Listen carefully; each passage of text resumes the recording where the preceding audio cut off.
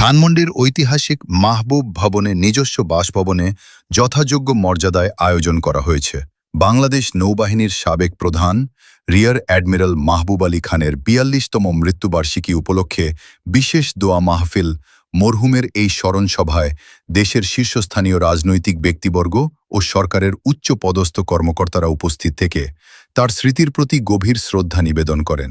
অনুষ্ঠানে প্রধান অতিথি হিসেবে উপস্থিত ছিলেন গণপ্রজাতন্ত্রী বাংলাদেশ সরকারের মাননীয় প্রধানমন্ত্রী জনাব তারেক রহমান।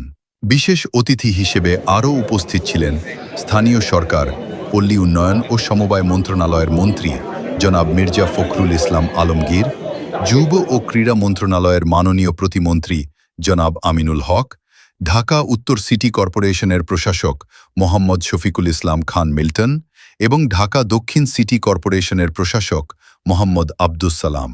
এছাড়াও অনুষ্ঠানে উপস্থিত ছিলেন কেন্দ্রীয় জিয়া স্মৃতি পাঠাগারের সহ সাধারণ সম্পাদক এবং হাতিরঝিল থানার সদস্য ঢাকা মহানগর উত্তর জনাব হেলাল উদ্দিন আহমেদ হেলাল ও বাংলাদেশ জাতীয়তাবাদী দল বিএনপির অঙ্গ সংগঠনের বিভিন্ন পর্যায়ের কেন্দ্রীয় নেতৃবৃন্দ।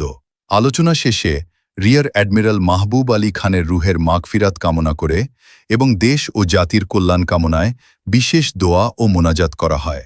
ত্রিভুজ টিভি, ঢাকা।